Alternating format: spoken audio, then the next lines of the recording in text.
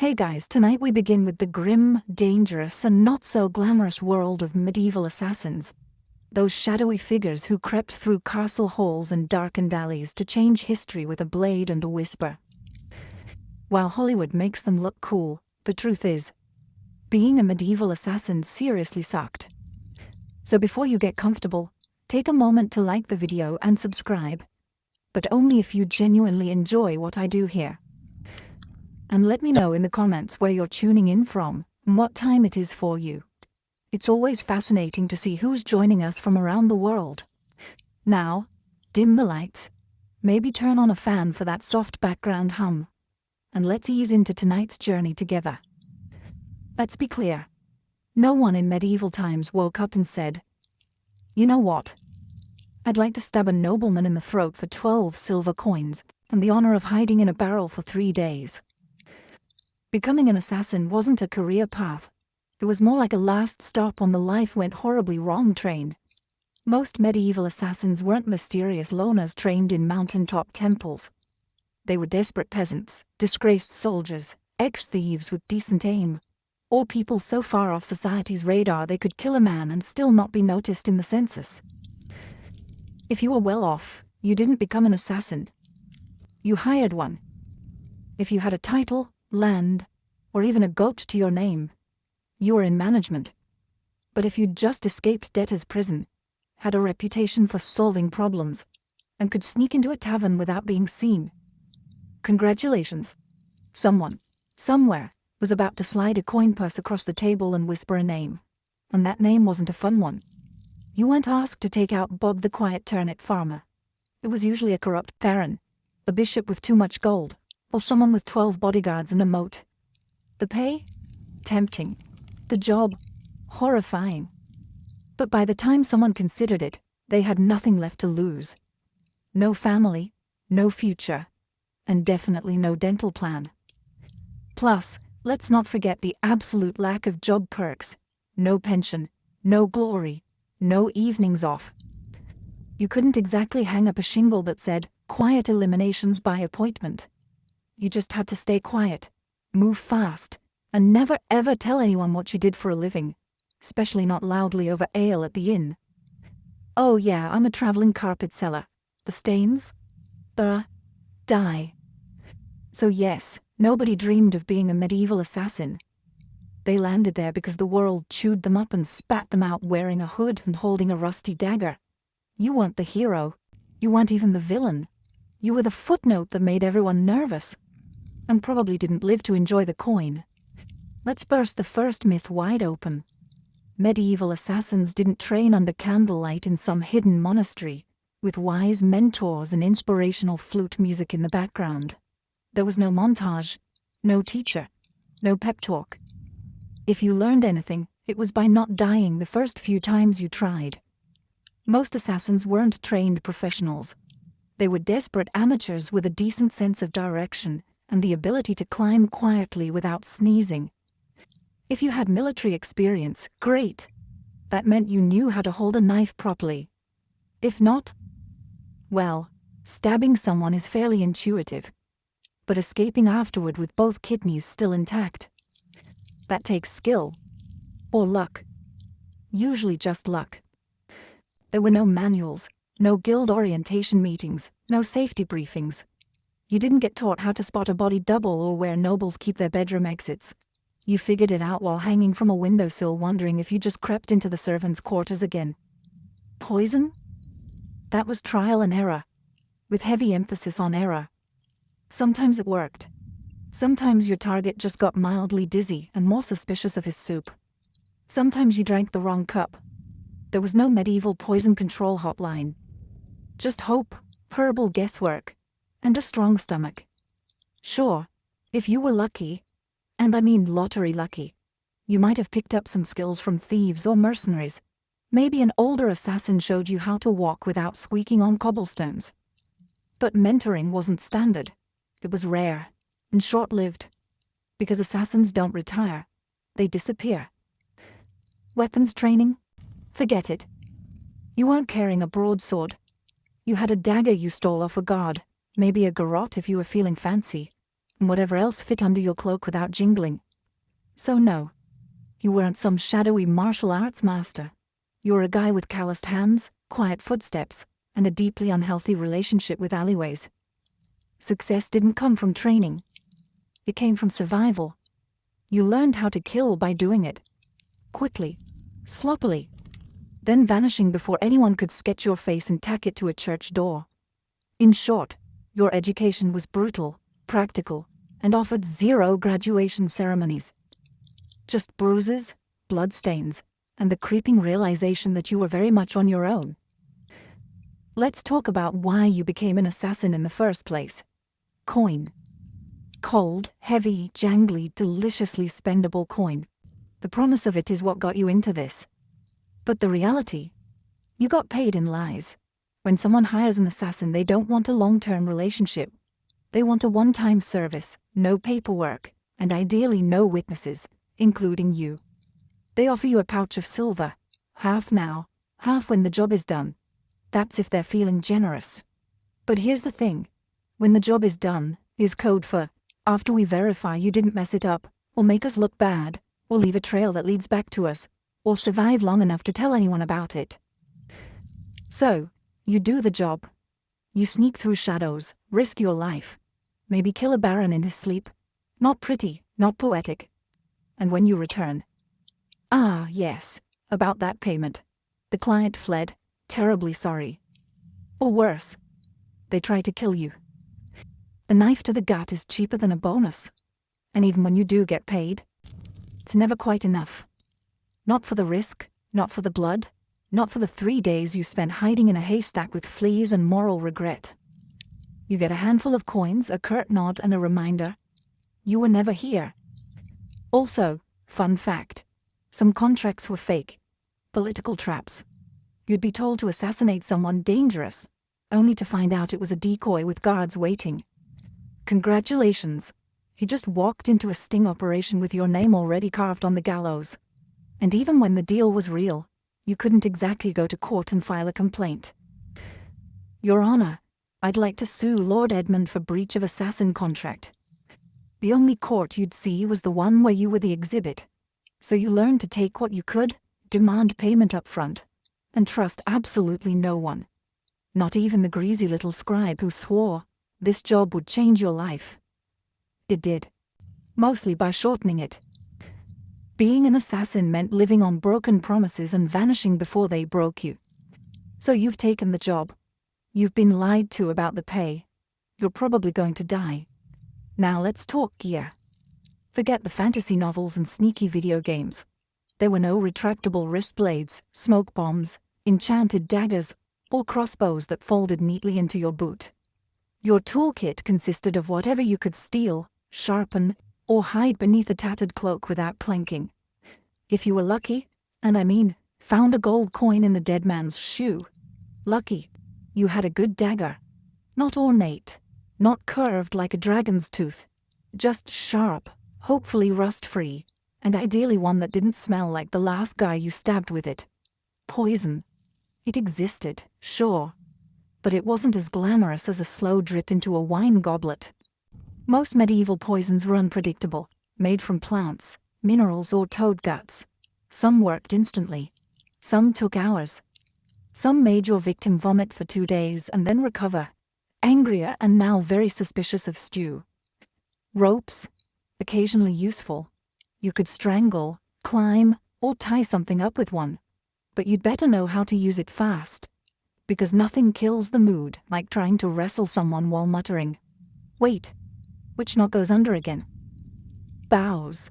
Effective, yes, if you had one, knew how to shoot it, and weren't trying to smuggle it through a palace disguised as a flower arranger. Most assassinations were up close and personal. No time for elegant marksmanship. Just quick, quiet, and hopefully not messy enough to slip in. And you didn't get backups. If your blade bent, broke, or fell down a well. Time to improvise. Slate roof tile? Maybe. Rusty nail. Worth a shot. Shoe buckle with intent. Desperate times. You carried your tools hidden in hems, boots, or inside hollowed-out bread if needed. And you kept them close. Not for safety, but because in this line of work, your weapon was your best friend, your boss, and your only retirement plan. There were no upgrades, no tinkering with gear between missions. You didn't polish your kit. You prayed it didn't betray you mid-strike. Because in the end, it wasn't the weapon that did the killing. It was you. Alone, poorly equipped, and expected to perform miracles with a spoon and a prayer. Assassins weren't hired to take out random drunks in back alleys. No one paid you to stab Jeff, the sleepy candle maker. Your targets were important. Nobles, bishops, military officers, sometimes even royalty. And those people, they were very hard to kill. First, there were the guards, not one or two, dozens, armed, armored, and well-fed. Some guarded the front, some the back. Some just stood there looking intimidating, daring you to blink wrong. You'd spend days memorizing patrol patterns, door creaks, and exactly how many stairs it took before the knight with asthma needed a breather. Second, there were walls. Castles didn't have front porches. They had gatehouses, murder holes, and moats full of things that bite. If you didn't fall into the water, you still had to worry about arrow slits and boiling oil. Yes, boiling oil. Your job description included, may get flambéed for peeking. Third, there were the servants and staff. The cooks, scribes, and stable boys. One wrong look from you, and they'd be whispering to the guard captain faster than you could say, "I'm just the herbalist." Assassins weren't just fighting swords. They were fighting gossip. And medieval gossip travels at light speed, if it means someone gets to keep their head. And finally, your actual target. Paranoid. Rightfully so. These people were surrounded by backstabbers, relatives with claims to their titles, and 36 people pretending to like them. They didn't eat without a tester. They didn't sleep without 3 locks on the door. Some even slept in decoy beds or rotated rooms like a deadly version of musical chairs. And don't get excited if you hear they're attending a feast. Yes, they'll be drunk. But so will you. And you'll still have to get past the royal guards. 3 dogs, a very alert jester, and 50 witnesses holding tankards. Even getting close to your target could take weeks. Posing as a servant, bribing a chambermaid, hiding in barrels. And when the moment finally came, you had one shot. One precise, perfect, non-squeaky, non-bloody, ghost vanish in the night moment. Or you'd become the next public deterrent, swinging from the castle gate with a sign that read, "Nice try." Let's be honest. When you picture a medieval assassin, you probably imagine sleek black robes, leather braces, maybe a mysterious hood billowing in the moonlight. Reality? You looked like a sick goat herder with something to hide. Disguises in the Middle Ages weren't exactly high fashion. You didn't have custom-tailored cloaks or retractable armor. You had whatever you could scavenge. Peasant rags, a monk's robe 2 sizes too big, or the remains of a guard uniform that definitely still smelled like its previous owner. The goal was to blend in. But blending in meant looking like everyone else who hadn't bathed in 2 weeks, limped from old injuries, and had a nervous twitch from malnutrition. You didn't look suspicious because of your cloak. You looked suspicious because you kept adjusting your belt to hide a dagger wrapped in cheesecloth. And forget masks. There were no Guy Fawkes options. Most face coverings just made you look like a leper. Which was great for avoiding conversation, but terrible for entering parties. If anyone asked who you were, you had to think fast. "I'm Brother Tobias. I take care of silent prayer and rooftop maintenance." Even assuming you made it past the guards, noble households weren't full of idiots. Servants noticed unfamiliar faces, especially ones that fumbled chamber pots and couldn't name the cook's cat. You were always one, "I've never seen you before," away from being clubbed with a candlestick. And if your disguise did work, congratulations. You now had to stay in character for hours while pretending not to notice all the very stab-worthy people wandering by. Also, wigs. They didn't exist. If you needed to look older or younger, you were stuck smearing dirt on your face, squinting, and hoping no one got close enough to notice that your beard was glued on with honey. The truth was, your disguise didn't protect you. It gave you maybe 5 minutes of confusion. After that, you had to be gone. Invisible, or very, very convincing. And if anyone saw through it, well, let's just say no one wants to be the assassin caught in the bishop's laundry room, wearing a nun's habit and holding a sword. Especially not on a feast day. In medieval times, if you were an assassin, you didn't have a team. You didn't have a sidekick with a crossbow, a clever alchemist in a secret lair, or a handler who gave you coded scrolls and warm encouragement. You had you, a rusty dagger, and crippling trust issues. There were no guilds, at least not ones you could actually count on. And if there were whispers of a brotherhood of assassins, it was mostly tavern talk, fueled by mead and boredom. You were more likely to meet a ghost than another professional killer who wanted to network. Why the isolation? Because in your business, the fewer people who knew you existed, the longer you lived. Every contact was a risk, every loose tongue a potential noose. Even your client might not know your real name. And if they did, you were already planning your exit. Companionship. Laughable. Friends asked questions. Lovers noticed bruises, bloodstains, and why you always slept with a blade under the pillow. You couldn't settle down. You couldn't afford to. One mistake. One person recognizing you in a market.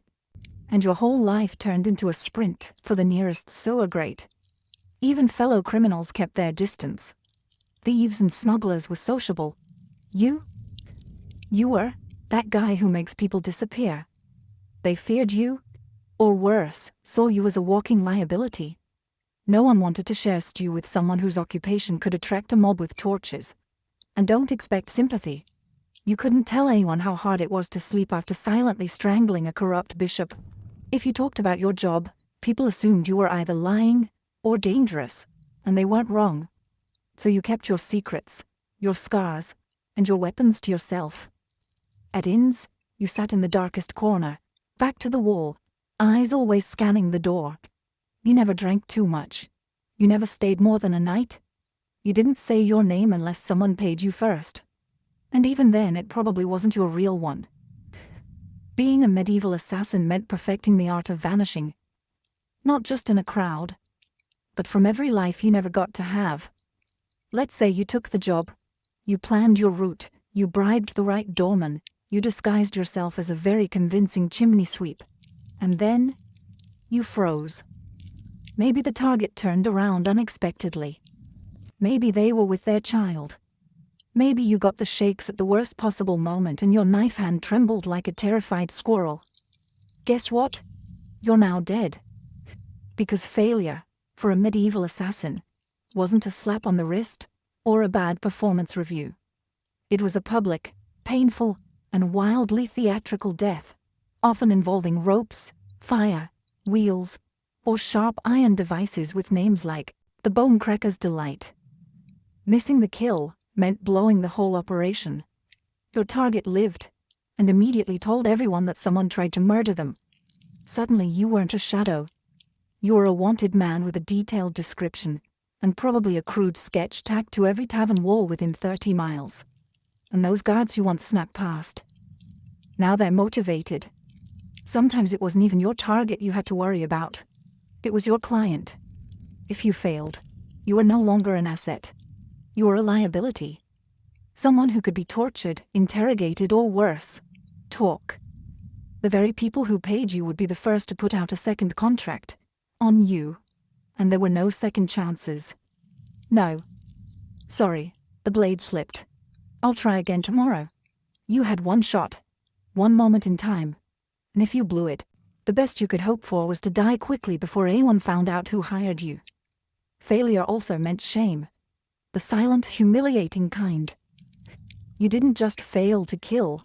You failed to be invisible, to be perfect. And for assassins, perfection was survival. Anything less. Might as well paint a target on your back and start practicing your final word speech. It didn't matter how many jobs you'd done before. No one cared that you succeeded 12 times. Because in this profession, You're only as good as your last kill. And if your last kill didn't happen, you'd better start running. So you did it. The plan worked. The dagger struck true. No screams, no guards, just a clean drop to the floor, and a very important person who now wasn't. Congratulations. Now run for your life. Because being a successful assassin in medieval times didn't mean sipping wine on a rooftop while the city burns behind you. It meant fleeing through back alleys with someone's blood on your boots and a dog already sniffing your trail. There was no victory lap. No post-job drink with colleagues. No casual debrief with your client. You didn't even get a moment to admire your work.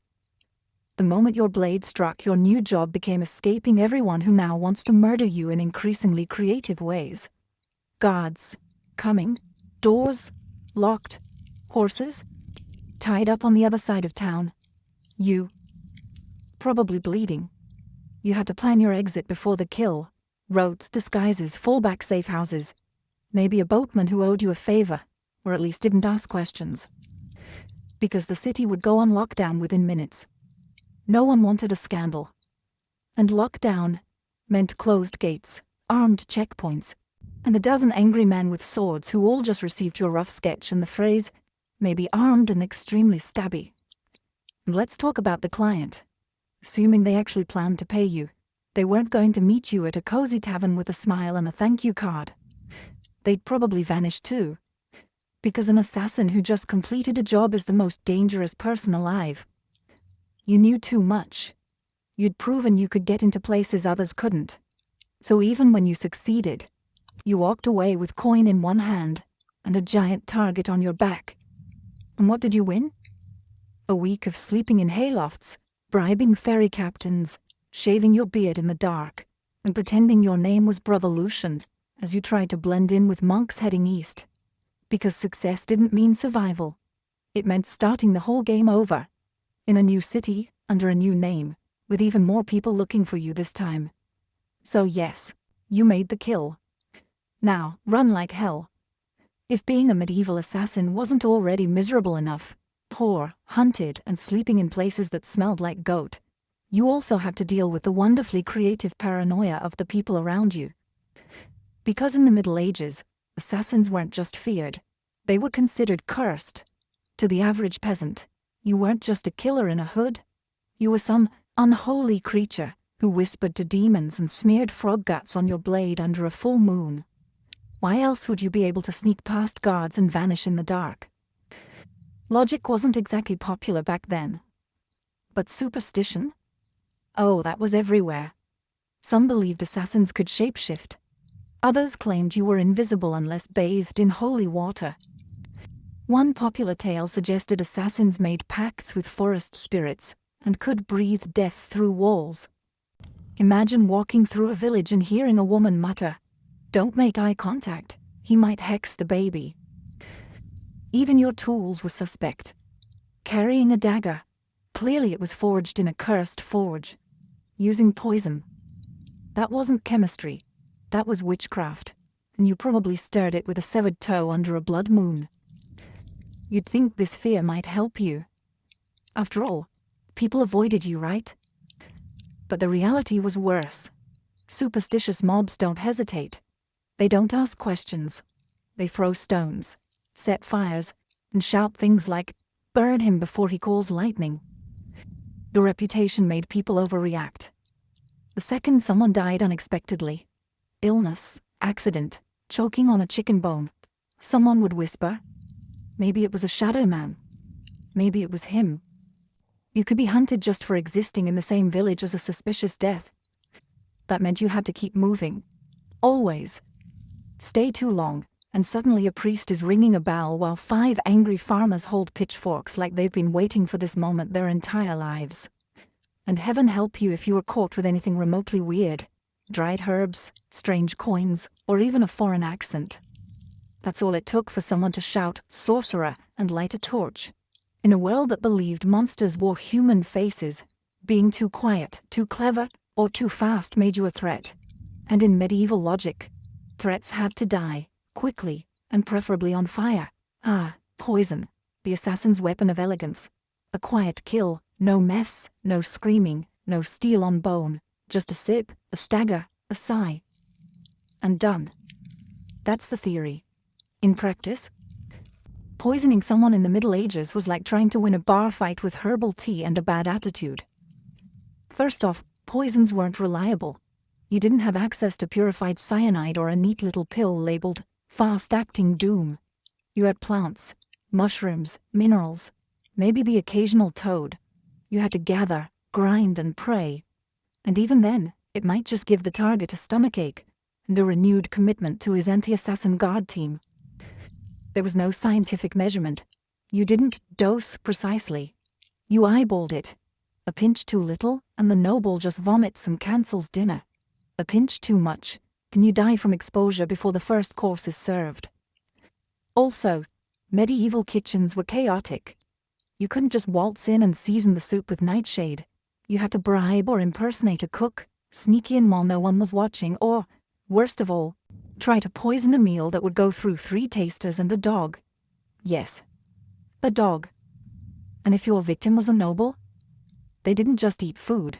They treated it like a military operation. Meals were tasted, blessed, and sniffed by everyone from the steward to the jester. By the time the food hit their plate, it had passed through more security than a royal wedding. Even assuming you did it, you slipped in the poison. It wasn't detected, and the target actually ate it. The next part was wildly unpredictable. Some poisons took hours.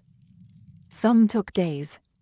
One minute your mark is laughing at a joke, the next he's clutching his stomach and demanding to see his astrologer. And if they survived, guess who they'd blame? Not the cook, not the taster. You. The quiet man, with the herbal knowledge and twitchy eyes. So poisoning wasn't efficient. It was risky, slow, and full of variables, none of them in your favor. And if you were caught, you didn't get a quick death. You got interrogated, with tools, until you confessed to poisoning everyone from the duke to the dog. You'd think that if you successfully changed the course of history by removing a tyrant, sabotaging a royal bloodline, or silencing a political threat, someone would remember your name. Nope. You were an assassin. That meant your name was never meant to be remembered. At best, you were a rumor. Some hooded figure, a foreigner with cold eyes, or the quiet man who never finished his ale. You might have pulled off the most legendary hit of the century, and still ended up as a mysterious death in the official record. In fact, that was the point. Your client didn't want a story. They wanted plausible deniability. The fewer people who knew who did it, the safer they were, and the less likely they were to end up poisoned by their own assassin. So your name was buried the moment the job was done, if you even used a real one. You didn't sign your work. You didn't brag. You didn't keep trophies. You didn't exist outside the moment of the kill. And if someone did know your name, that was a loose end. And in your profession, loose ends had a very short shelf life. And forget about honor. There were no medals for silence. No stone monuments for the man who stopped a war with one dagger in the night. If a noble wanted a statue, they commissioned one for themselves. You got a wooden box, an unmarked grave, or if things went really badly, a head on a spike labeled traitor. Sometimes your name was known only so it could be cursed. You'd become a whispered warning. Don't cross the king. Remember what happened to Lord Ulrich? Yes. And the man who did it? Gone. Like a ghost. That was your legacy. Not fame. Not fear. Just absence. You weren't supposed to leave a mark. You were supposed to vanish. And if you stuck around long enough to be known, that was a fatal mistake. Because in the medieval world, heroes got remembered. Assassins got erased. So you survived.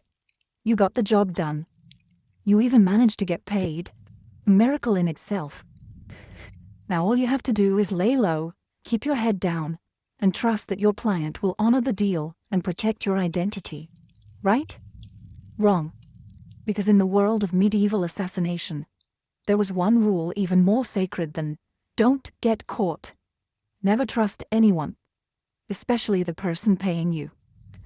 Your client, be they a noble, a merchant, or a bishop with ambition and very loose morals, didn't hire you out of respect. They hired you because they needed something awful done, and you were the sharpest tool in the shadows. Once the job was complete, you became a liability. You knew too much. You knew who wanted who dead, when, why, and possibly how much they were willing to pay for it. That made you dangerous, not just to their enemies, but to them. So what did they do? They ghosted you. They denied they ever met you. Or worse, they sent someone else after you. To clean up. To tie off the contract with something sharper than ink. There were even cases where clients double-booked, hiring one assassin to do the job, and another to kill the first one immediately after. No refunds, just reduced risk. And if you dared try to blackmail a client, threaten to expose them, that was bold. And also your final mistake. Because powerful people in the Middle Ages didn't negotiate with assassins. They crushed them. If your client had a shred of honor, a rare species indeed, you might get paid and left alone. But even then, you'd still have to assume they were watching you, from a distance, with someone already sharpening steel and memorizing your walk. You were the secret that couldn't talk, the shadow that couldn't stay. Even success wasn't enough to earn trust. Because in their eyes, if you killed once, you could kill again. And no one, not even the person who hired you, wanted to be next. Let's say, somehow, you beat the odds. You survived the kills, the lies, the poisonings, the betrayals. You outlived your enemies, your employers, and probably your own sense of morality. Now what? You retire? Absolutely not. Because in medieval times, assassins didn't get retirement plans. There were no farewell banquets, no quiet cottages by the sea, no pensions paid in gold coins and grateful whispers. You didn't fade into a peaceful life. You vanished, or you died. Often both. The problem was simple. You were never safe. Even if you walked away from the job, your past didn't. You had too many secrets in your head, too many names in your memory, and too much blood on your hands.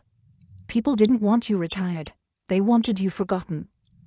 Which usually meant buried. And even if no one came after you, and that's a big if, you had to live with the constant fear that someone might. That a new assassin, young and eager to prove himself, had just received a contract for a shadowy figure who used to be someone dangerous. So you changed your name. Again. You moved to a village where no one asked questions. You faked a limp, sold herbs, pretended you once worked as a guard. But even then, you didn't sleep well. You avoided crowds. You always sat facing the door. You kept your dagger under the floorboard, next to the pouch of coins you never touched. Because it still smelled like the man you earned it from. And you couldn't trust yourself either. Years of silent killings and quick escapes did something to your brain.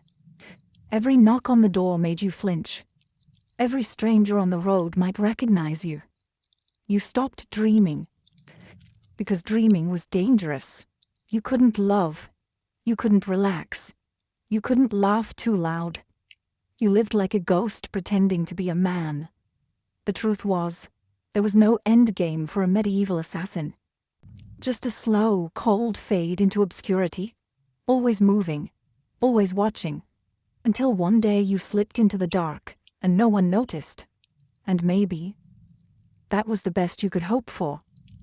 By now you've probably figured it out. Being a medieval assassin wasn't darkly romantic. It wasn't noble. Being a medieval assassin wasn't darkly romantic. It wasn't noble. It wasn't even all that profitable. It was a grim, thankless, short-lived career, wrapped in blood-stained linen and followed by a crowd of people who wanted you dead. You wouldn't last. Not a week. Maybe not even a day. Because you'd start with the wrong assumptions.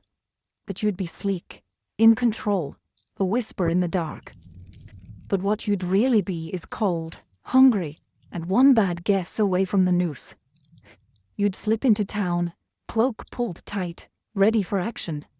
only to discover that your target moved locations, the guards are drunk but trigger happy, and the stable boy you paid for information just sold you out for a mug of ale and a piece of bread. You'd freeze at the wrong time, stab the wrong guy, get spotted by someone's maid who once saw your face near the chapel, and suddenly you're not a shadow, you're the problem. Then what? You run. But you're not used to medieval terrain. The mud, the uneven cobblestones, the absolutely insane number of loose chickens in the street. You slip, fall, get tackled by a guard named Thomas, who just got dumped and is looking for an outlet. And let's say you survive that. Then you deal with the aftermath. No allies, no honor, and no future. Just whispers, suspicion, and the growing realization that even if you succeed, the best you can hope for is to die old and alone, hiding behind a false name in a village that still believes in fairies. So no, you wouldn't last. And frankly, you shouldn't try. Because the assassin's life wasn't cool. It was a cruel machine that chewed people up and spat out nothing but shadows.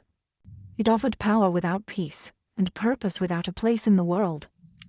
You didn't make history. You erased yourself from it. And the only thing waiting for you at the end was silence.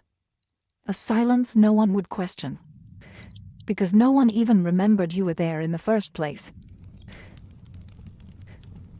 Before she was the feared queen of Macedonia, Olympias was known as Myrtale, a Molossian princess from the rugged tribal lands of Epirus. Her people claimed descent from Achilles himself, and whether or not the blood of heroes truly ran in her veins, one thing was certain. This was not a woman born for the sidelines of history. From a young age, Myrtle was steeped in mystery and ritual. Her upbringing was shaped not just by politics, but by prophecy, ecstatic rites, and a reverence for the ancient gods. She wasn't the type of princess who smiled and embroidered tapestries. No, she was drawn to serpents, omens, and the frenzied ceremonies of the cult of Dionysus, where women danced barefoot in the moonlight and called upon the divine in states of trance. Her connection to the gods wasn't performative, it was personal. She didn't merely worship, she embodied. According to ancient sources, likely written by men both terrified and enthralled, she kept sacred snakes in her chambers and even allowed them to coil beside her in bed. Whether this was a literal fact, or the kind of slander that powerful women attract like flies, we'll never know. But it stuck. To her allies, it made her divine. To her enemies, it made her dangerous. Her real power began not in a battlefield or throne room, but in the uneasy flicker of torchlight, among the whispers of priestesses and the curling bodies of serpents. She wasn't just a princess. She was a living oracle. A woman touched by something older than politics and colder than steel. So when Philip II of Macedon, brutal, brilliant, and famously horny, arrived at the island of Samothrace for a religious initiation, he didn't just meet a beautiful princess. He met a mystery he couldn't resist. Their marriage wasn't just a political alliance. It was a collision of prophecy and power. And from the very beginning, it was full of omens. Some said lightning struck the sky on their wedding night. Others claimed Olympias dreamed of a thunderbolt entering her womb. All of it would become legend. But one thing is certain. The union of Olympias and Philip didn't just create a child. It created Alexander the Great. And she intended to shape his destiny from the very first breath. Olympia's marriage to Philip II was not the fairy tale one might expect for a queen who would one day birth an empire. From the beginning, it was a combustible mix of prophecy, pride, and paranoia. Philip, ruthless, charismatic, and already collecting wives like trophies, married Olympias around 357 BCE. She was likely just a teenager, but she wasn't naive. She saw in Philip a man whose ambition matched her own, and perhaps even a divine match for her spiritual destiny. Macedon wasn't exactly an easy kingdom to walk into. It was a land of iron and ambition, where kings were killed by cousins and brothers, turned into rivals overnight. But Olympias, the priestess of Epirus, walked in with her head held high and eyes already on the crown. Their marriage was rocky from the start. Philip, for all his political genius, was not built for monogamy. He would go on to marry multiple women, often for alliances, always for power. But Olympias wasn't one to sit quietly in the shadows. She held her own court, maintained her own alliances, and was known to turn to oracles and rites to divine her future, and perhaps Philip's fate. Then came the birth of Alexander. Even that was wrapped in celestial drama. Legends say Olympias dreamed that a thunderbolt struck her womb, and that flames danced around her child without burning him. Philip reportedly had a vision of sealing his wife's womb with a lion. Yes, a literal lion. Whether they believed these visions or invented them, they certainly acted as if Alexander was destined to rule not just a kingdom, but the world. But even as the child was celebrated, cracks in the royal marriage deepened. Olympias resented Philip's other wives, especially his Macedonian bride Cleopatra Eurydice, whom he married later in life. This was more than a domestic issue. It was a threat. Cleopatra was Macedonian-born, and any son she bore would be purer in the eyes of the local nobility. A direct threat to Alexander's future. Olympias saw it clearly. The palace wasn't just a home, it was a battlefield. And she would use every snake, dream, ritual, and whisper she had to make sure her son wasn't just remembered, but crowned. She was no longer Myrtle. She was Olympias now. And no one would take her son's throne without facing her wrath. By the time Alexander was a teenager, the Macedonian palace in Pella had become a war zone of veiled insults, political maneuvering, and bitter rivalries. Olympias wasn't just fighting for influence, she was fighting for survival. She knew that the court was filled with snakes, but she was the one who taught them how to bite. Philip II had begun to distance himself from her. He was campaigning more, drinking more, and, perhaps worst of all, listening more to his Macedonian advisors. The final blow came when he married a young noblewoman named Cleopatra Eurydice, not to be confused with the Cleopatra of Egypt. This Cleopatra was Macedonian-born, and her uncle Attalus was one of Philip's top generals. To Olympias, it wasn't just betrayal. It was a declaration of war. The marriage ceremony was a disaster. At the feast, Attalus drunkenly mocked Olympias and Alexander, calling into question the legitimacy of Alexander's birth. Was he really Philip's son? Or was he the child of a god, as Olympias liked to claim? It was meant as an insult, but Olympias seized the myth. Let them whisper. Let them believe her son was touched by Zeus. It made him untouchable. Alexander stormed out of the feast. Olympias left Macedon entirely, retreating to Epirus. But her exile was not defeat. It was strategy. In her homeland, she was still royalty. She could gather support, whisper in ears, and watch as Philip's palace began to rot from within. She didn't need to be physically present to be dangerous. Then came the shockwave. Philip was assassinated at his daughter's wedding, just as he was about to invade Persia, just as he was on the verge of crowning himself not just king of Macedon, but potential emperor of the known world.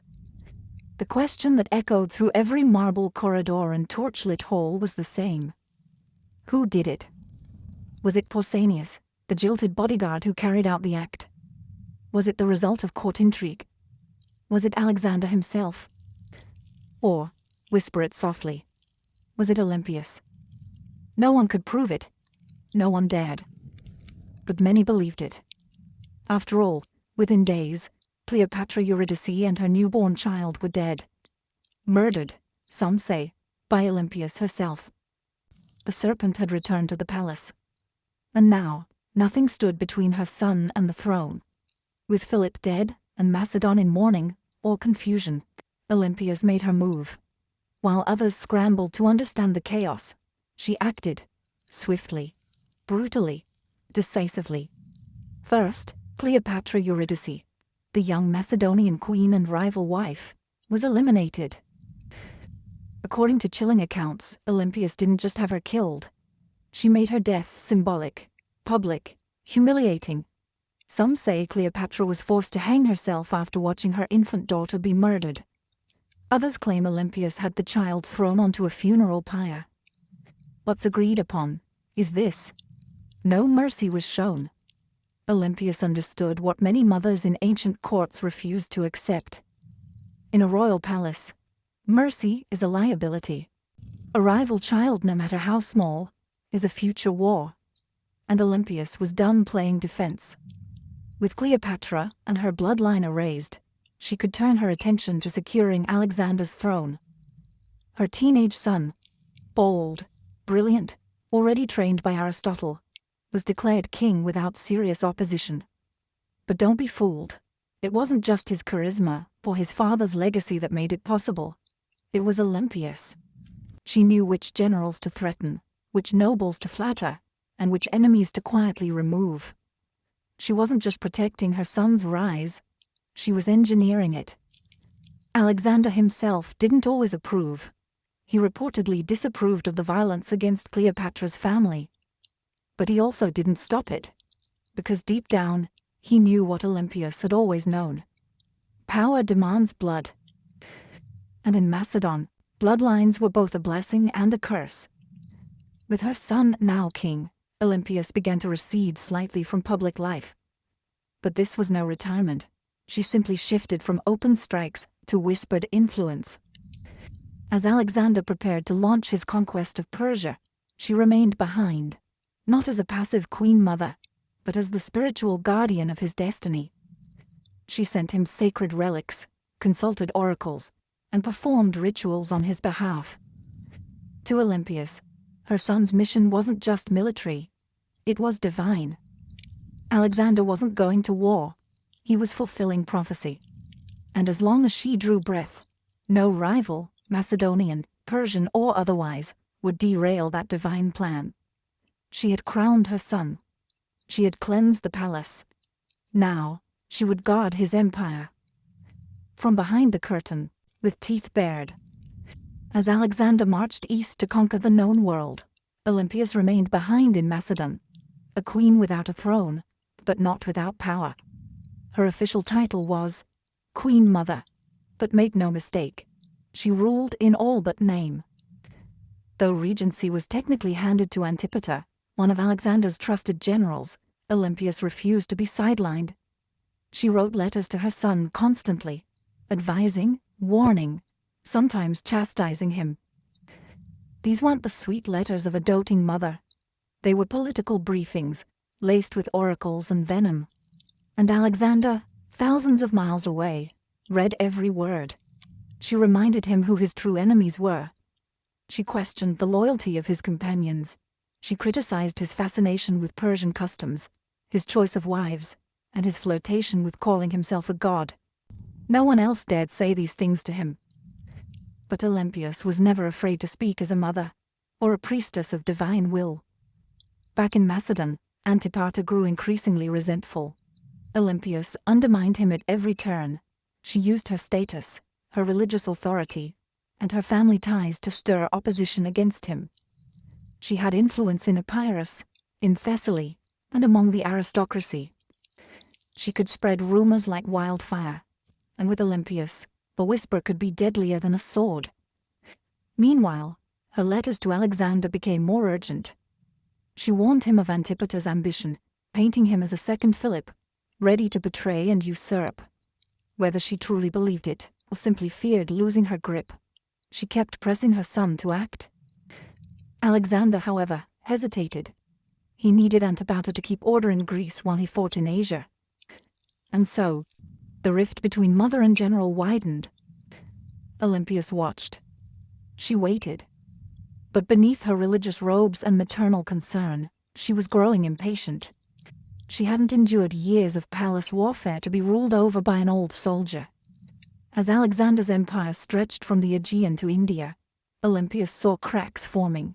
He was taking on too much, trusting too many foreign advisors, and drifting away from the mother and the gods that made him. She believed his victories came from divine favor, and from her. And if he forgot that, well, Olympias knew how to remind kings who they really were. even if that king was her own son. When news of Alexander's death in Babylon reached Macedon in 323 BCE, it didn't arrive like a trumpet. It arrived like a dagger. For Olympias, it wasn't just the loss of a son. It was the collapse of a world she had spent decades building. Her boy, the divine storm she had prophesied, raised, unleashed, was gone. And he'd left behind no clear heir, no single successor, only chaos. The mighty empire he carved out was already fracturing. Generals, his so-called successors, were already dividing it up like jackals around a corpse. Antipater still held power in Macedon and Greece, and he had no love for Olympias. Worse, her daughter Cleopatra, Alexander's sister, was being courted by rival generals for marriage, each one hoping to use her bloodline as a claim to the throne. Olympias saw what was coming. Civil war wasn't a possibility. It was inevitable. And once again she would have to act. But she no longer had Alexander. What she had instead was his bloodline. His young son, Alexander IV, born to Roxana, the Bactrian princess Alexander had married. Roxana, still in Macedon, was vulnerable. The boy was even more so. Olympias recognized that the infant was now the last true piece of her son's legacy. And that made him a target. But it also made him a weapon. She allied herself with Roxana and the boy, determined to protect them and use the child's birthright to stake her own claim in the political battlefield. But the tide was turning. The generals who once bowed to Alexander had no interest in kneeling to his widow or his mother. They had armies now, ambitions and grudges. Olympias didn't flinch. She'd faced snakes, traitors and kings. A few warlords with crowns and stolen spears wouldn't scare her. So she plotted. She waited. She watched as Antipater died and was replaced by his son Cassander, a man with ice in his veins and no tolerance for the old queen's games. It was only a matter of time before these two forces collided. The serpent mother of Alexander and the cold-eyed usurper who wanted her buried. Alexander was gone, but his shadow was still moving. And Olympias was still coiled within it, ready to strike. Years after Alexander's death, while his empire crumbled into civil war, Olympias made her most audacious move yet. She returned to Macedon, not as a grieving mother, but as a political force of divine fury. The regency had been splintered. Cassander, the son of her old enemy Antipater, was seizing power, and Roxana, along with young Alexander IV, was effectively imprisoned. Olympias saw the writing on the wall. If she did not act now, her grandson would vanish like a shadow at dusk.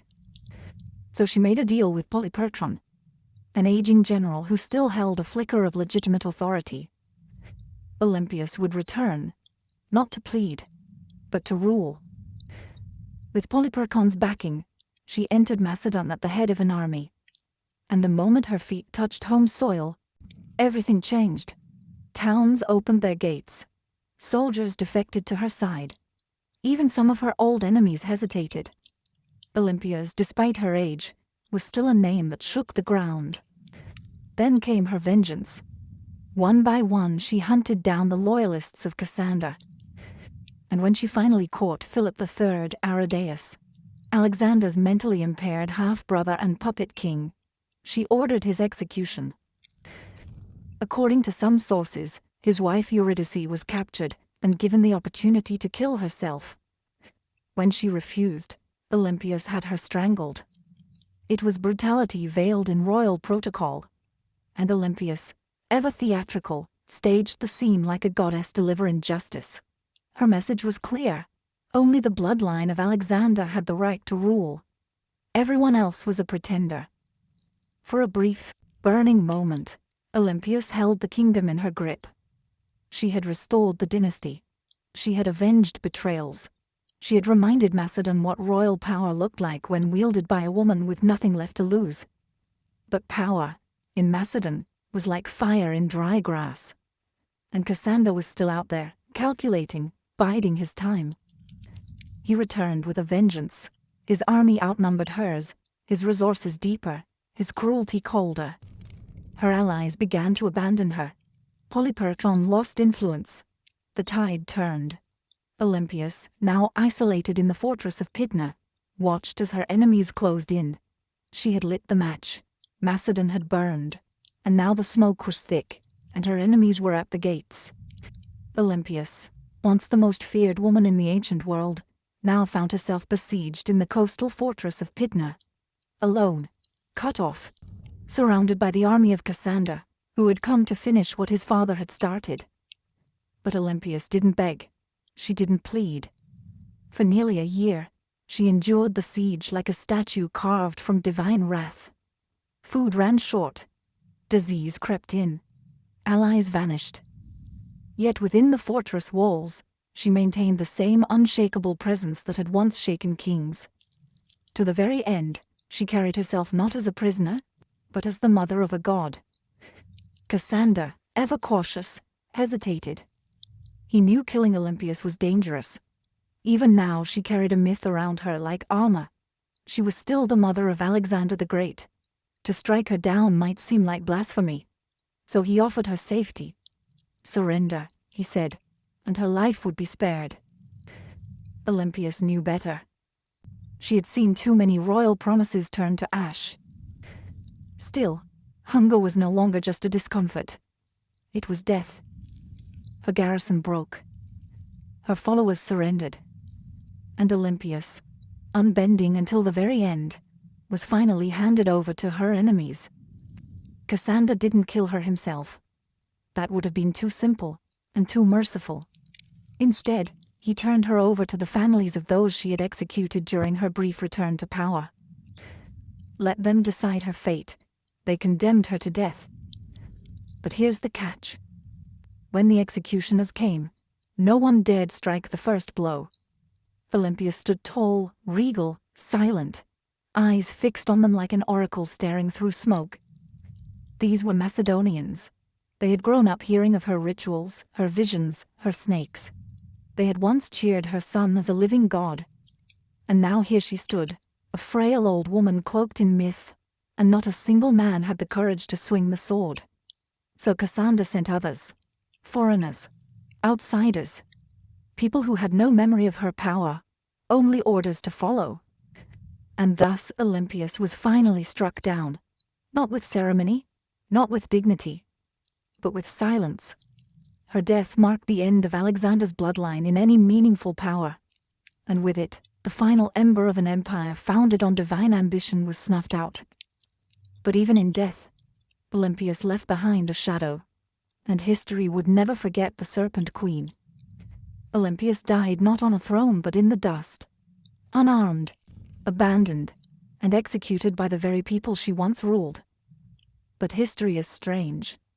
It does not always favor the ones who die in silk sheets. Sometimes, it remembers those who went down hissing. And Olympias was never meant for quiet history. In life, she had wielded motherhood like a sword, and prophecy like a shield. She wasn't just the mother of Alexander the Great. She was one of the architects of his rise. Without her, there is no myth of the divine child. No rituals whispering of thunderbolts and lions. No ruthless purging of rivals that cleared the path for a teenage king to rule the known world. Olympias didn't just give birth to an empire, she defended it with claws. Yet even among the ancient world's most ruthless dynasts, Olympias stands apart. She didn't command armies in the field like Cleopatra, or ride into battle like Boudicca. Her battlefield was subtler and colder. It was a world of poison goblets, political marriages, priestesses, and oracles. She understood the power of fear, and even more importantly, she understood the power of belief. She made people believe her son was divine, and she may have believed it herself. Her enemies branded her a murderer, a witch, a manipulator, and they weren't wrong. Olympias was all those things, and more. She was the product of a brutal world that respected cunning far more than kindness, and she learned early that mercy was a luxury queens couldn't afford. In the centuries that followed, she was both vilified and mythologized. Some called her a villain, others a visionary. But no historian, ancient or modern, could call her irrelevant. She haunted the legacy of Alexander like a phantom, always in the background, always just behind the curtain. And maybe that's exactly where she belonged. Not as a tragic mother or a footnote in a king's story, but as a story unto herself. The woman who wrapped herself in prophecy, slept beside snakes, and outlived gods. Olympia's bones turned to dust long ago, but her legend endures. In every tale of ruthless queens, in every whisper of blood-born destiny, in every empire built on myth, she is still there, coiled in the dark, waiting. On the sun-bleached island of Crete, just a few miles south of the modern city of Heraklion, lies a ruin that feels more like a dream than a real place. Stone corridors snake in all directions, rooms twist and double back, staircases lead nowhere. It's easy to lose your sense of direction even today. This place is Knossos, the heart of Minoan civilization, and the supposed inspiration for one of the most enduring myths in human history, the labyrinth of the Minotaur. But before there was a legend, there was a palace unlike any other. Built around 1900 BCE and expanded over centuries, Knossos wasn't just a royal residence, it was an entire city under one roof. Covering nearly 150,000 square feet, it featured over 1,000 rooms, light wells, storage magazines, shrines, workshops, and what may have been the first flushing toilets in history. It had running water, multi-story apartments, and an intricate system of air circulation. This wasn't a primitive fortress, it was an architectural masterpiece. To modern archaeologists, Knossos looks like organized chaos. To ancient visitors, it probably felt like magic. The man who brought Knossos into modern awareness was British archaeologist Arthur Evans. In the early 1900s, Evans excavated the site and quickly became convinced that this was the origin of the Greek labyrinth myth. The layout was disorienting, the architecture deeply symbolic, and everywhere he turned, he found motifs of bulls, painted on walls, carved into stone, or sculpted into tiny golden charms. The bull, after all, was sacred to the Minoans. Evans even went so far as to name the civilization after the mythic king Minos. Whether Minos was real or not, his legend became inseparable from the ruins. But here's the twist. No one's found the literal labyrinth. No underground maze, no prison chambers, no half-man monster. What we have instead is something far more mysterious. A city designed in loops, wings, and layers, deliberately difficult to navigate.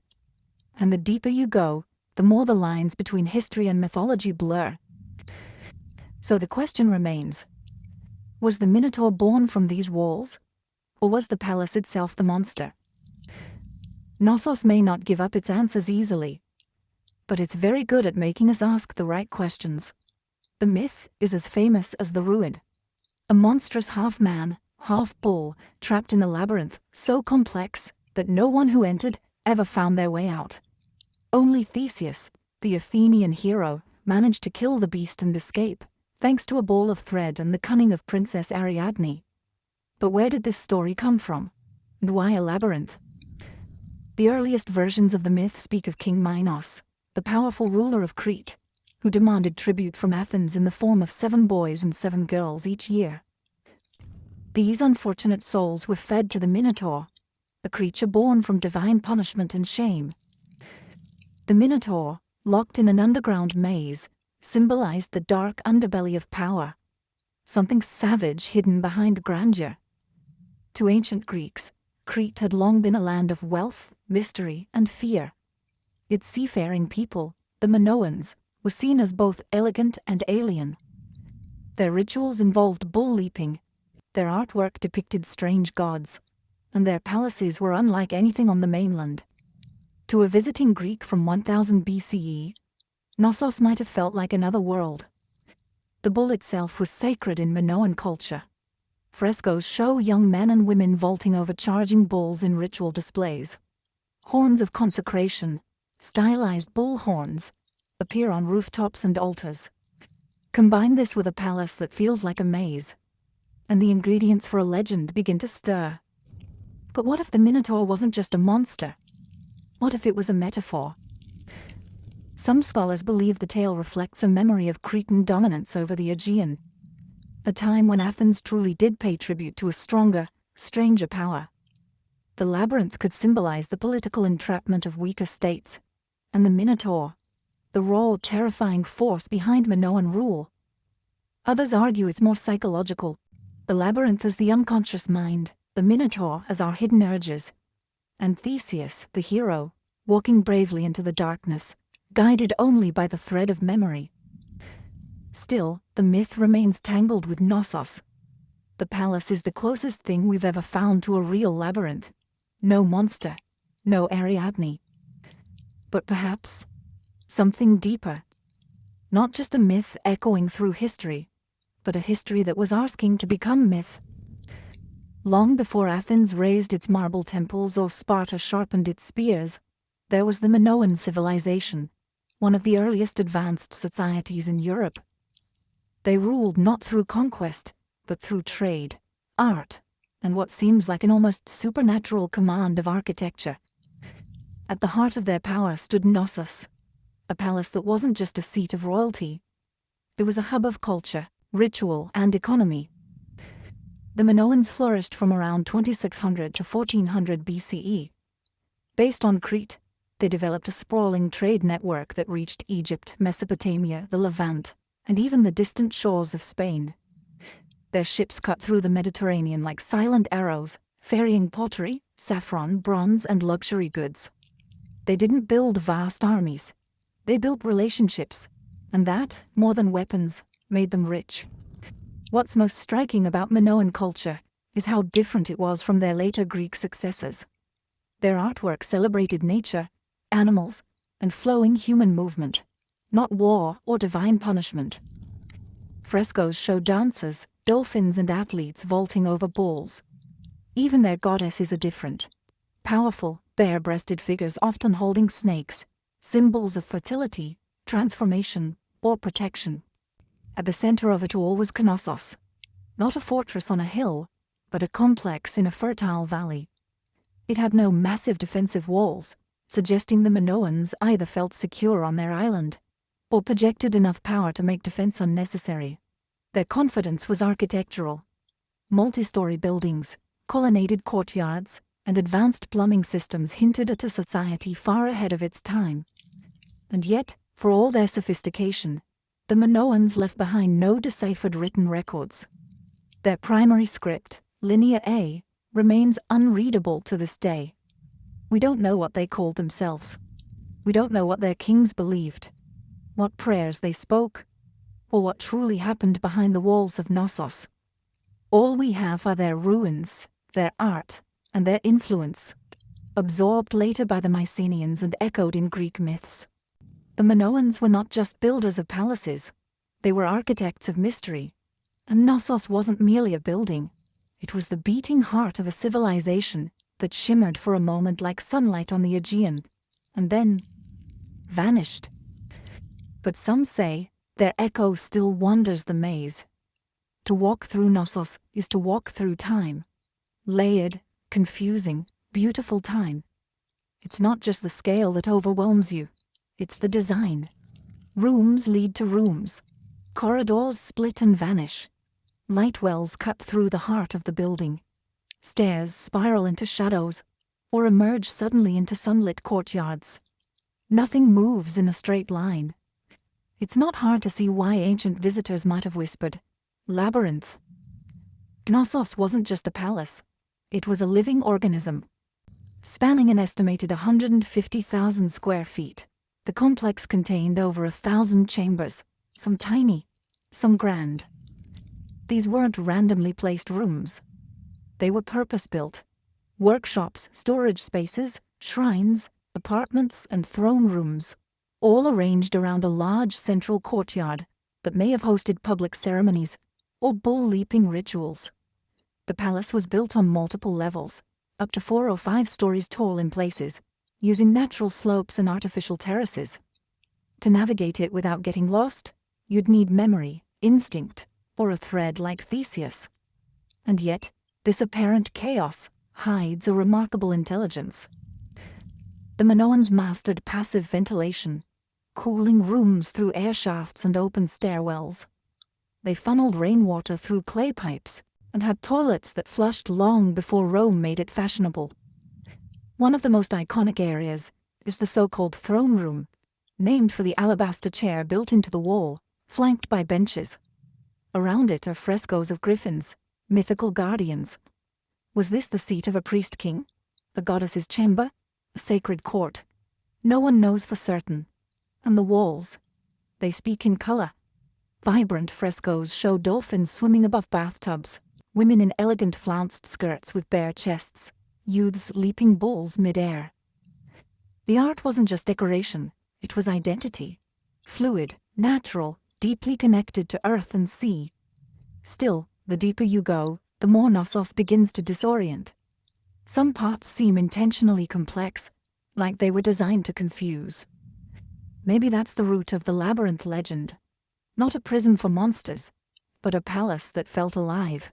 A building that invited awe, ritual, and just a touch of fear. No locked doors, no mythical beasts. Just a place built to make you question where you were, and what was waiting around the next corner. Knossos wasn't just an administrative center or royal residence. It was a place of worship, an architectural expression of the Minoan soul, steeped in ritual, myth, and divine mystery. Unlike later Greek temples, there are no towering columns to Zeus or marble shrines to Athena. Instead, the spiritual world of Knossos is more subtle, woven into the fabric of the building itself. Shrines hide in corners. Pillars rise like sacred sentinels. Horns, stylized, carved, symbolic, appear on rooftops and altars. Everywhere you look, the bull motif dominates, suggesting a powerful connection between worship, the natural world, and this revered animal. The Minoans didn't seem to fear the bull. They celebrated it. The famous bull-leaping fresco in Knossos isn't just athletic art. It may depict a religious rite. Young men and women vaulting over a charging bull, locked in a dance of danger and grace. It wasn't sport. It was sacred theater, possibly an offering to the gods, or a symbolic triumph over chaos. Then, there are the snake goddesses.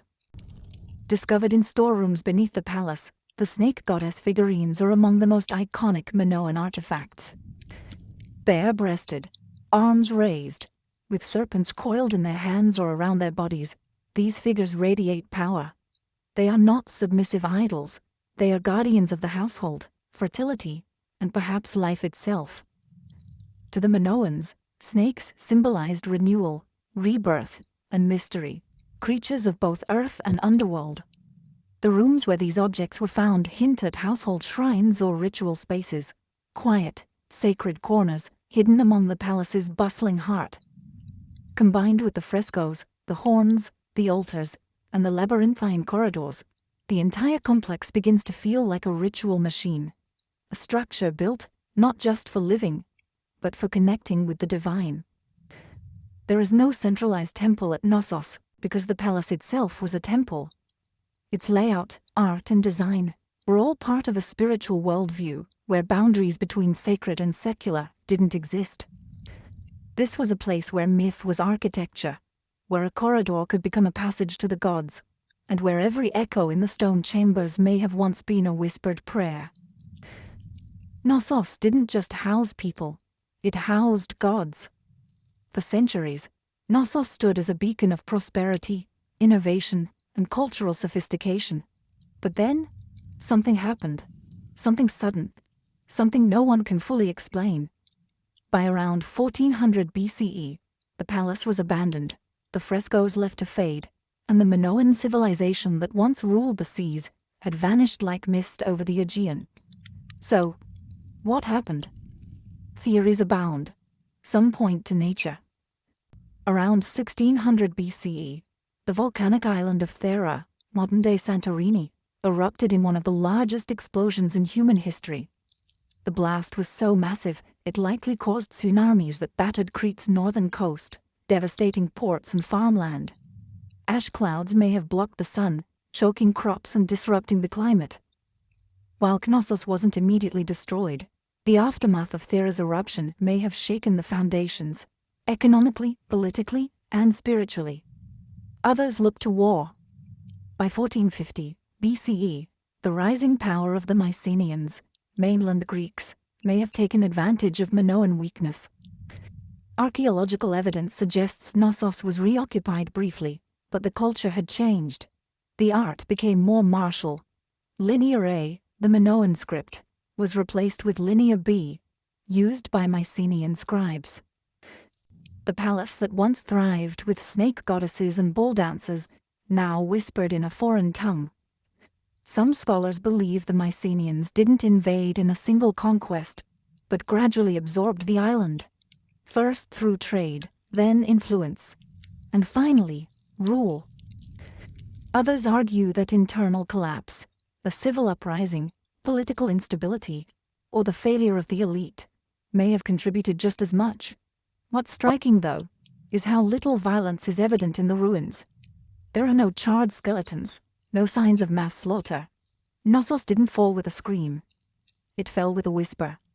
The great palatial system simply stopped. The rooms went quiet. The rituals ended.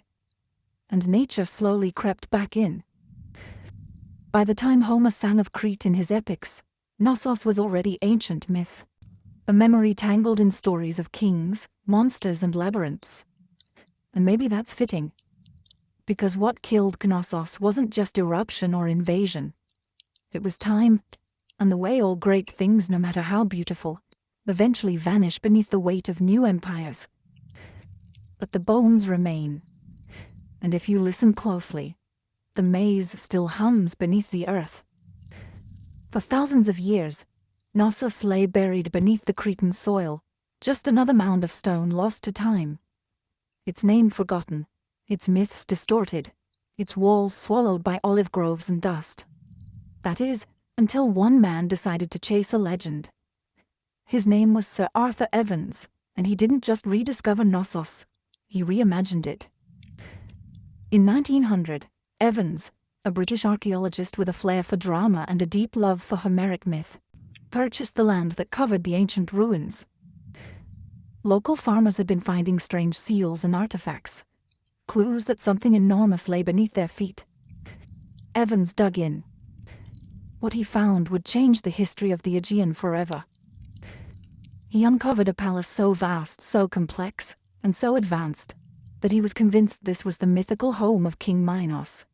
The frescoes, the horns, the sheer architectural strangeness of the site, it all pointed in his mind to one thing: the labyrinth. Evans wasn't just an archaeologist, he was a storyteller, and sometimes a controversial one. He named the people who built Knossos the Minoans, after Minos. He interpreted symbols, reconstructed frescoes, and restored parts of the palace using reinforced concrete, a move that has drawn both praise and criticism. Some call it visionary, others call it vandalism. Because what you see today at Knossos is partly ancient ruin, and partly Edwardian imagination. Still, Evans did what no one else had dared. He brought Knossos back to life. He gave Europe a glimpse into a Bronze Age world far older than classical Greece, a civilization of art, mystery, and maritime elegance. He also unearthed the still undeciphered Linear A script, opening new questions about language, literacy, and the limits of our historical understanding. But Evans did more than excavate stone. He resurrected a myth and forced historians to reckon with the fact that behind the legend of the labyrinth was something real, something complex, something very human. A palace that felt like a maze, a civilization that slipped into shadow, and a man who peeled back the earth, only to discover a story far stranger and more beautiful than he had imagined. Knossos had slept for 3,000 years. Evans rang the bell that woke it up. Walk through Knossos, and you're not just walking through architecture, you're walking through a language of symbols. Frescoes, carvings, patterns, they're everywhere. But the Minoans didn't leave us a Rosetta Stone. Their primary script, Linear A, remains undeciphered. So instead of reading their thoughts, we must see them, painted across plaster, carved into walls, and hidden in patterns. What exactly were they trying to say? The art of Knossos is unlike anything in the ancient world. There's no obsession with warfare, no rows of kings or battle-hardened heroes. Instead, we find nature, leaping dolphins, blooming lilies, birds in flight, and sacred bulls. The humans are lithe, elegant, and often dancing or performing rituals. Even in scenes that suggest danger, there's rhythm and beauty. The Minoans weren't chronicling conquests. They were celebrating life, cycles, and possibly cosmic order. The most iconic symbol, though, is the double axe, or labrys. Found throughout Knossos, in shrines, on frescoes, even etched into stones. The double axe is believed to be a religious symbol, possibly tied to female divinity or celestial cycles. Some suggest the very word labyrinth might derive from labyrinth, making the labyrinth not a maze at all, but a house of the double axe, a sacred space, not a trap. Then there are the horns of consecration, stylized bull horns placed atop walls and altars. These may have been religious markers, separating sacred space from the mundane. Combined with frequent depictions of bulls and bull-leaping rituals, it's clear the animal had deep spiritual significance. Whether it represented nature, fertility, chaos, or a divine presence, no one agrees. But the bull is everywhere. Even the layout of Knossos may have symbolic meaning. Some archaeologists believe it was built not just for function, but to mirror celestial or seasonal patterns. Its winding corridors and nested rooms could represent a journey. Through life, through death, through the underworld. A spiritual maze, not a physical prison. But without a deciphered script, every theory walks a thin line between insight and imagination. The Minoans spoke in symbols, not stories, and so we're left to interpret. What is Knossos saying? We hear the rhythms, we see the images, but the meaning? That remains just out of reach, like a thread unraveling into myth. Knossos is a ruin, yes, but it doesn't feel dead. Walk its corridors today and you'll sense something humming just beneath the surface. Not ghosts, not gods, but echoes of myths, of lives, of questions that refuse to go away. Thousands of years after its fall, Knossos still holds us in its maze.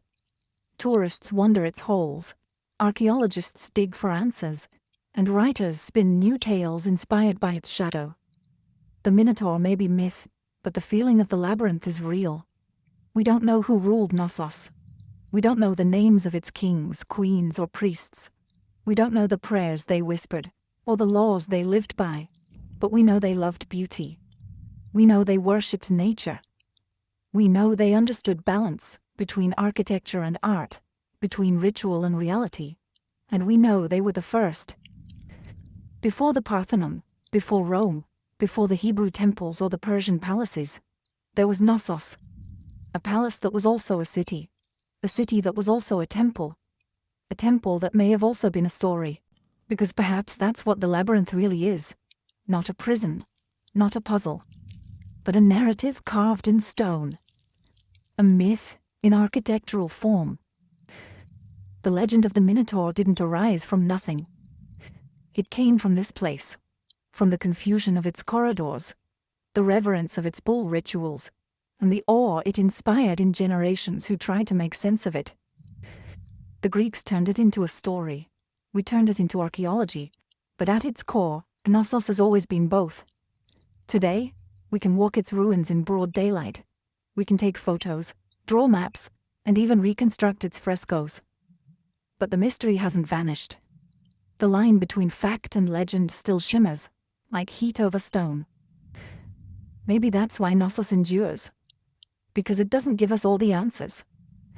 It reminds us that sometimes history isn't meant to be solved, it's meant to be felt. And Knossos, ancient, tangled, half-remembered, isn't just a place on a map. It's a question, one that leads us deeper with every step. And like Theseus, we're all still following the thread. Ancient engineers knew exactly what they were doing. The earliest rams were handheld. Teams of soldiers simply lifted a tree trunk and smashed it against enemy defenses like frenzied lumberjacks. But over time, the battering ram evolved. Engineers realized that mounting the ram inside a wheeled frame, often with a roof to protect the crew from arrows and boiling oil, turned it from a tool into a weapon of terror. The Assyrians, masters of siege warfare, turned rams into psychological weapons. Their siege towers combined rams with archer platforms, meaning a city's gates were being destroyed, while defenders were under constant fire. Relief carvings from Nineveh show rams with pointed iron tips, rolling up to the gates of rebellious cities like slow-moving gods of destruction. And it wasn't just the front door they were smashing. Rams were often used to breach weak points in walls, batter down watchtowers, or collapse gatehouses entirely. Their presence meant one thing: surrender, or watch your defenses crumble like stale bread. The Greeks refined them, the Romans perfected them. Roman engineers built massive rams called ares, Latin for ram, suspended with chains or ropes inside enormous siege shelters. Some were so big they needed dozens of men to operate, and the rhythm of their swinging beam was said to sound like thunder rolling across stone. And yet, for all their brute force, battering rams required serious teamwork. Operators had to keep the ram swinging in sync, while also defending it from burning missiles, stones, and all manner of foul substances hurled from above. A stalled ram was a dead ram. Still, when a battering ram got going, really going, it was unstoppable. Wooden muscle versus human masonry. It was ancient physics, weaponized. And it was only the beginning of how engineers would make walls weep. If the battering ram was the brute, the catapult was the tactician. Where rams smashed close up, catapults attacked from a distance, launching not just stones, but psychological dread. They were the first real artillery pieces in military history, and they revolutionized siege warfare by weaponizing physics in ways that felt almost magical to the enemy. The earliest catapults emerged from the Greek world around the 4th century BCE, a product of brilliant minds who wanted to add range and momentum to warfare. Dionysius I of Syracuse, a tyrant with a taste for cutting-edge violence, commissioned the first torsion-powered catapults, devices that used twisted bundles of sinew or hair as tension springs. These weren't slingshots for giants. They were precise instruments of siege terror. The genius lay in their mechanics. Engineers figured out that by twisting ropes tightly, often made from animal sinew, they could store enormous amounts of potential energy. When released, this force could hurl stones, javelins, or even flaming projectiles hundreds of meters. The two main types evolved quickly: the ballista, which launched massive bolts like a giant crossbow, and the stone-throwing catapult, which lobbed boulders over walls or directly at fortifications. Then came the Roman engineers, who never met a Greek idea they couldn't improve. They built catapults that could be broken down, packed onto carts, and reassembled on site. Portable siege engines for professional armies. Some Roman catapults could fire 60-pound stones at incredible speeds, capable of tearing through wooden gates, battlements, and occasionally unlucky soldiers. Catapults weren't just about destruction. They were about spectacle. Ancient generals used them to send messages, sometimes literally. Corpses were launched over walls to spread disease and fear. Severed heads were lobbed into besieged cities to shatter morale. In one chilling case, diseased bodies were fired into enemy territory as an early form of biological warfare. But catapults had their flaws. They were heavy, required skilled crews, and could be rendered useless by bad terrain. Still, when set up properly, they could batter a city into submission from a safe distance. And for the first time in history, cities realized their thick stone walls didn't just need to withstand a ram, they had to survive the skies. Because now, destruction came flying.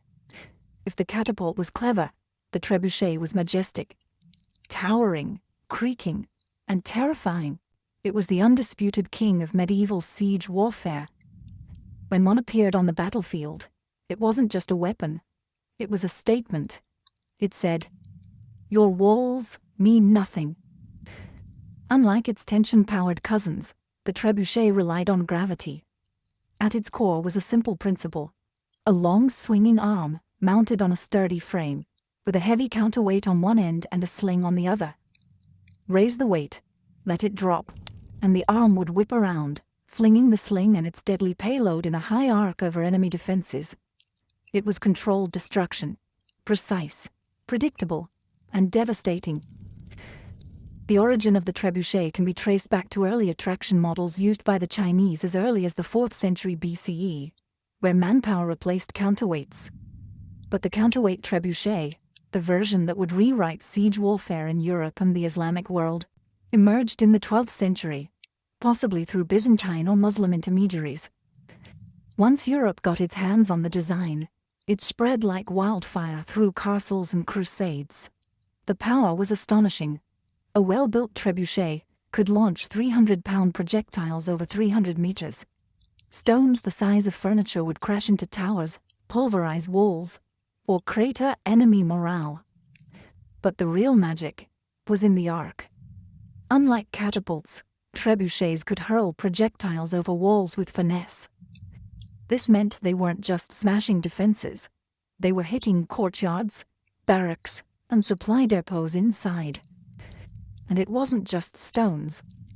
Trebuchets hurled everything: diseased animals, burning pitch, pots of lime to blind defenders, even messages, or insults, wrapped around rocks. One legendary account from the siege of Stirling Castle in Scotland tells of Warwolf, a trebuchet so massive that the enemy surrendered before it was even fired. The king refused to accept the surrender, just so he could test the machine. But for all its destructive glory, the trebuchet wasn't fast. It took hours to build, minutes to reload, and demanded skilled engineers. Still, no other siege weapon combined range, force, and psychological horror quite like it. It was the medieval version of a slow-motion hammer from the heavens. And when that counterweight dropped, cities held their breath.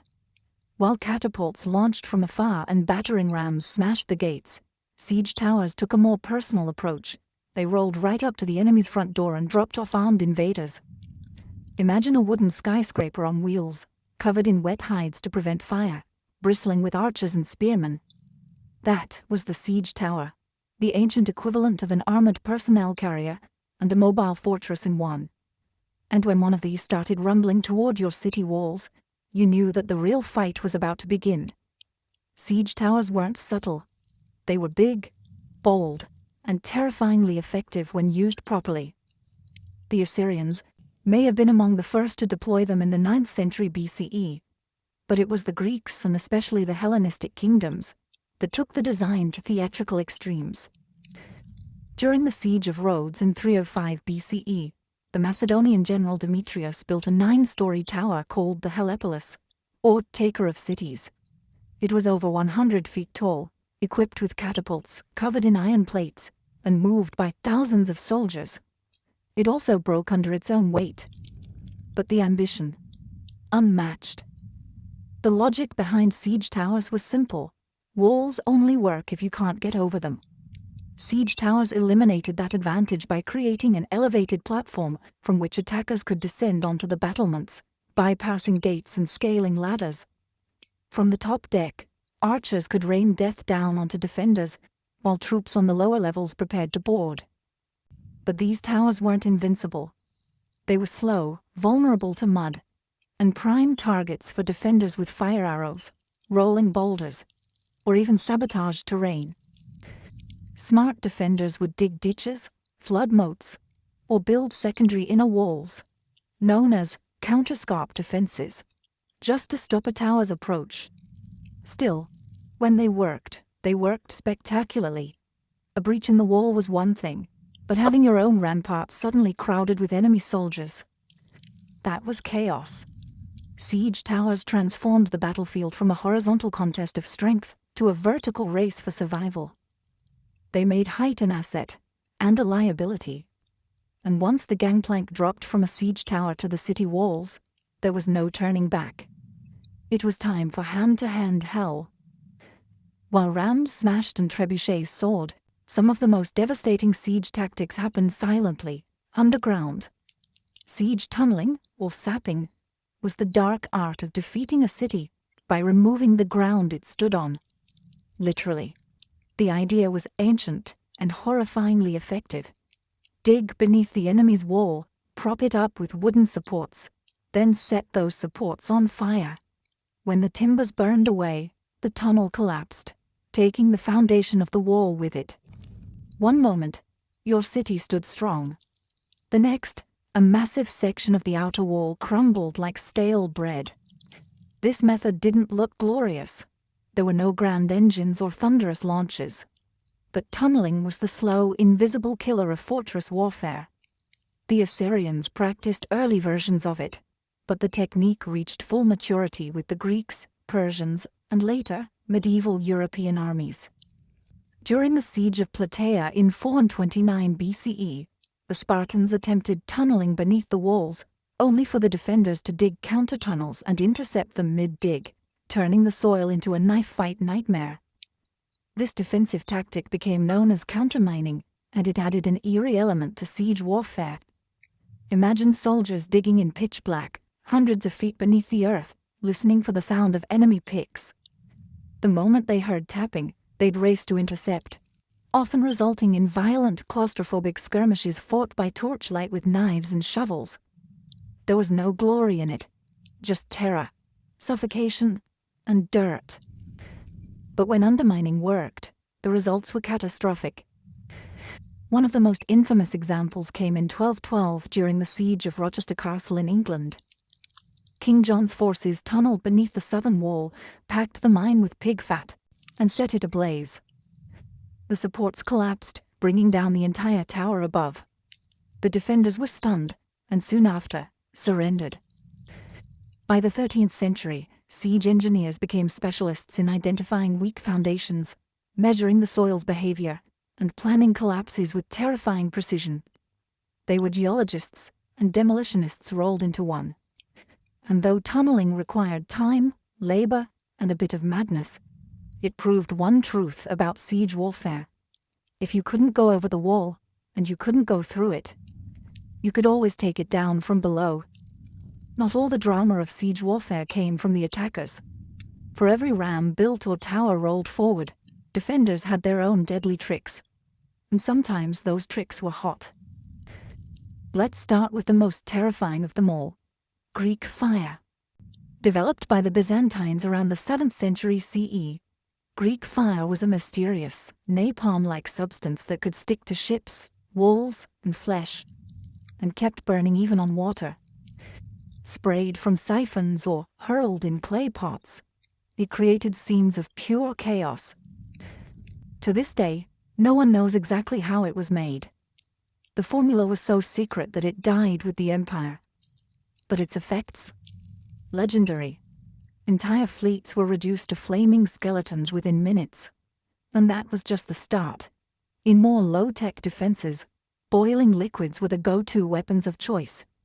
Boiling water, oil, or sand would be poured from murder holes, those quaint openings in the ceilings of gateways or towers, directly onto invaders below. Oil was especially feared. Unlike water, it clung to skin, soaking into clothes and armor before being set alight. Imagine climbing a siege ladder only to be greeted with fire you could never put out. Hot sand, though less dramatic, was vicious in its own right. It would slip into the gaps of armor, especially around the neck or wrists, causing 2nd and 3rd degree burns as it cooked the flesh beneath. It didn't look impressive from a distance, but it turned bold warriors into screaming wrecks in seconds. Defenders also relied on the good old laws of physics. Gravity became a weapon. Giant stones, logs, or even dead animals were dropped from parapets onto siege engines or dense formations of troops. The goal wasn't just to kill, it was to break the machines and morale at once. And then there were traps. Hidden pits, collapsing bridges, spiked barricades. Castles became puzzles of pain, designed to slow, confuse, and punish. All of this served one purpose: delay. Every minute a wall held was a minute closer to enemy supply lines running thin, to disease spreading in camps, or to reinforcements arriving. Siege warfare was a game of attrition. And while the attackers had physics on their side, the defenders had creativity and a whole lot of boiling rage. In siege warfare, raw destruction was only half the goal.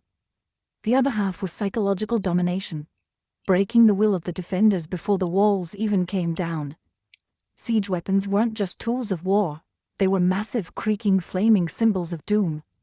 Every groaning wheel of a siege tower, every arcing boulder flung by a trebuchet, was designed to plant one seed in the minds of those behind the walls. You are not safe. Ancient commanders knew this. The Assyrians paraded their siege engines openly, dragging them across deserts with grand fanfare. The Romans built their siege camps right in view of the enemy, letting defenders watch as battering rams were assembled and catapults tested. Siege was theater, and fear was part of the script. Sometimes the payloads themselves carried a message. Severed heads of messengers or generals would be launched over the walls, often still wearing their armor. At the siege of Constantinople, defenders were bombarded not only with rocks, but with bodies, diseased corpses launched to spread panic and plague. During the Mongol siege of Kafur in 1346, it's believed that hurling plague-infected corpses over the walls helped trigger outbreaks of the Black Death in Europe. The trebuchet wasn't just a weapon, it was an announcement. When one of these giants was rolled into place, everyone inside the fortress could hear it before they saw it. The creaking of winches, the grinding of ropes, the heavy thunk of the counterweight, like the heartbeat of an incoming storm. But the most dangerous part, the unknown. You never knew what was coming next. Would it be a rock, a barrel of fire, a rain of arrows, or just silence? Ominous, heavy silence as engineers adjusted their aim. Even the sounds became psychological weapons. The rhythmic thump of a battering ram, or the sudden silence before a shot would drive defenders mad with anticipation. For commanders, the goal was to create despair, to convince the enemy that resistance was pointless, that their gods had abandoned them, that their walls were nothing but temporary obstacles in the path of fate. And when that mental dam finally cracked, the gates often opened without a fight. Because in siege warfare, sometimes the mind collapsed before the masonry. As gunpowder thundered onto the battlefield in the late medieval era, the age of traditional siege engines came to a slow, splintering end. But their legacy didn't vanish. It evolved. The invention of cannons changed everything. A single well-placed shot from a cannon could do in seconds what a trebuchet took hours to achieve. Stone walls, once considered impenetrable, became liabilities. By the 15th century, the great castles of Europe were crumbling not from undermining or fire, but from iron balls crashing through their parapets. Siege warfare had entered its next phase, explosive, brutal, and deafening. And yet, the principles laid down by ancient siege engineers never disappeared. Modern artillery still owes a debt to the catapult and trebuchet. Every ballistic missile and long-range howitzer is just a high-tech descendant of the same question. How do you break what's meant to be unbreakable from a distance? Physics, trajectory, tension, and force, all discovered, tested, and perfected centuries before gunpowder ever entered the story. Even military psychology today, shock and awe, overwhelming firepower, visible dominance, has its roots in ancient siege tactics. Those towering siege engines, rolling forward with flags snapping in the wind, were the original shock and awe. They weren't just about breaching a wall, they were about breaking the spirit of a city. You can still see their legacy etched into the ruins of ancient cities. At Masada, where Roman siege ramps still scar the desert. At Constantinople, where layers of walls stood for 1,000 years against every machine imaginable, until cannon fire finally brought them down. At castles across Europe, where round towers and angled bastions tell the story of a world constantly redesigning itself to survive the next siege. And today, even in a world of drones and satellite-guided missiles, siege warfare hasn't vanished. It's just gone digital. Cities are still surrounded. Defenders are still isolated. Walls are now firewalls, blockades, or even media blackouts. But the soul of the siege remains the same. Someone wants in, someone wants to keep them out, and both are willing to wait, build, and break to win. The battering rams are gone, the trebuchets are museum pieces, but the spirit of siege warfare, it's as alive and as destructive as ever.